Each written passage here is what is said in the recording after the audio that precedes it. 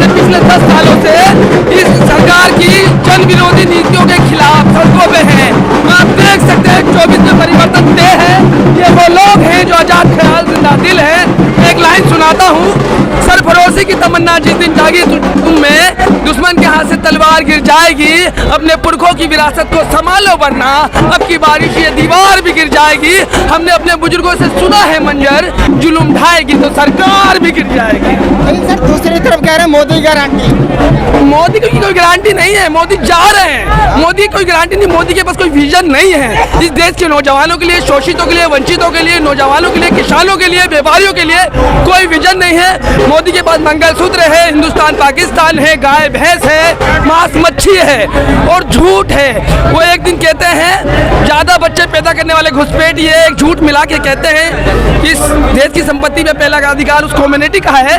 फिर अगले दिन गंगा में खड़े होकर कहते हैं रूबिया लियाकत को कि अगर हिंदू मुस्लिम अपने जीवन में किया तो सार्वजनिक जीवन में रहने लायक नहीं हूँ। तो ऐसे झूठे को जो अपनी ही बात से गंगा मैया की कोख में खड़ा होकर झूठ बोल दे, पलट जाए, ऐसे झूठे को देश नकार रहा है। हमने उसे सार्थक समझा था, गरीबी, भुखमरी, बेरोजगारी और करप्शन से इस देश को निकाले, लेकिन वो एक करप्ट, झूठा, लोभी और सत्ता भोगी निकला।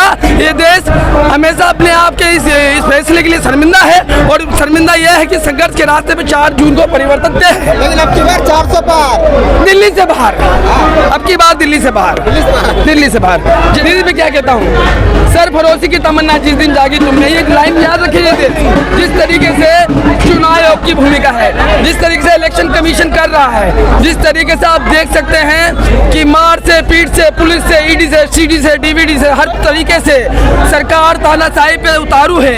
इसीलिए मैं कहता हूँ सरफरोशी की तमन्ना जिस दिन जागी तुम में, दुश्मन के हाथ से तलवार गिर जाएगी। अपने पुरखों की विरासत को संभालो वरना अब की बारिश ये दीवार भी गिर जाएगी। हमने अपने बुजुर्गों से सुना है मंजर, जुल्म ढाएगी तो सरकार भी गिर जाएगी। ये गरीब मेहनत सरकार बदलने जा रहा है। और दीदी मैं क्या कहता हूँ कि जिस तरीके से ये लोग मार रहे हैं, पीट रहे हैं और बाद में वीडियो शूट करते हैं कि हम शेर हैं, ये माटी के शेर हो जाते हैं ढेर।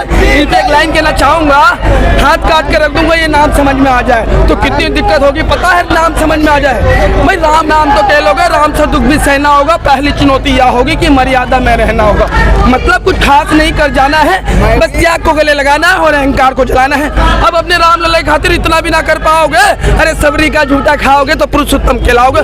काम क्रोध के भीतर रहकर तुमको शीतल बनना होगा। बुद्ध भी जिसकी छांव में बैठे वैसा पीपल बनना होगा। और ये सब कुछ वहाँ भी सुनने में नहीं कर प्यारे, तुम जब भी तुम्हें पता चलेगा कितने अद्भुत राम हमारे।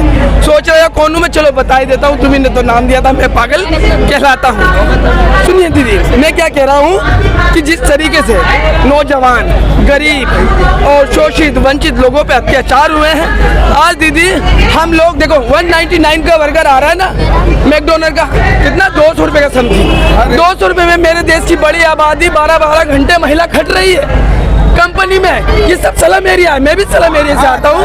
ये जीवन की सच्चाई है। आप इंसान होके हमें पशु जैसा जीवन दे रहे हैं। हम इंसान हैं, आप हमें पशु जैसा जीवन दे रहे हैं। बाद में गंगा मैया की चौखट पे खड़े होकर कहते हैं कि आप जिम्मेदार हैं, आप बच्चे पैदा कर रहे हैं, आप अज्ञानी हैं, आप अशिक्षित हैं। तो आपको किस लिए बिठाया? हमने तो आपको सार्थक समझा था, आप तो स्वार्थी निकले। हमने कहा था आप गरीबी, भुखमरी, बेरोजगारी, नशा, करप्शन से इस देश को निकाल के ले जाएंगे, लेकिन आप तो लोभी, सत्ता लोभी और कह रहे ना बिल्कुल पकड़ के बैठ गए। नहीं छोड़ेंगे बाबू, कुर्सी नहीं छोड़ेंगे। डोनाल्ड ट्रंप की तरह हमको घसीट के बोलना पड़ेगा, सेवना रोड से बाहर जाइए। और अरे पापा, ऐसा भी आदमी देखे जी, बोले नहीं ज्यादा बच्चा पैदा करने वाला, घुसपैठिया, और इनको पहला जो है मनमोहन सिंह।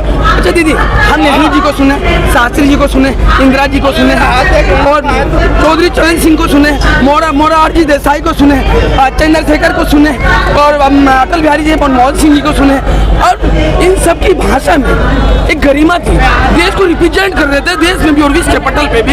लेकिन इस तरीके की भाषा देखी, देश का ही मुखिया बतौर प्रधानमंत्री अपने ही लोगों को धर्म और जाति के नाम पे कौसे अपनी देश की दूसरी बड़ी आबादी को गालियां दे और फिर गंगा मैया की चौखट पे खड़ा होकर कहे कि अगर मैं ऐसा करूं तो सोचिए जीवन में रहने लायक नहीं। ऐसी बात करते हैं दीदी, हम शर्मिंदा है,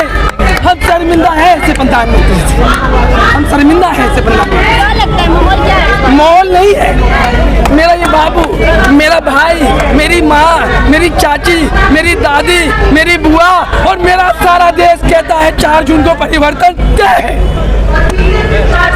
नारा दे रहे हैं दिल्ली से बाहर करेंगे, दिल्ली से बाहर करेंगे। निस्वार्थ भाव से मोहम्मद इरफान नाम है, दीदी आप ही कवर करते हैं ना, पंजाब से, करनाल से, हरियाणा से, दिल्ली से 10 सालों से लड़ रहे हैं दीदी। अपने पैसे लगाते हैं, बहुत छोटी आमदनी है हम लोगों की, 100-200 कमाते हैं, 100-200 ही 100-200 लाख है, उतने में हम सरकार के सामने खड़े, सरकार के सिस्टम के सामने खड़े, पुलिस के सामने खड़े। किसके लिए? हमें बाबा साहब ने पीसफुल राइट दिए, अभिव्यक्ति की आज़ादी दी, हम उसे बचाने और देश के लोगों के अधिकारों को बचाने की लड़ाई लड़ रहे हैं। हमारे पास जीवन जीने के लिए जो संसाधन है वो पर्याप्त नहीं है, हमें भी अच्छी जिंदगी जीने का अधिकार है और ये मेरे को, ये अधिकार मेरा कानून और संविधान देता है। इसीलिए मैं कहता हूँ 4 जून को परिवर्तन तय है।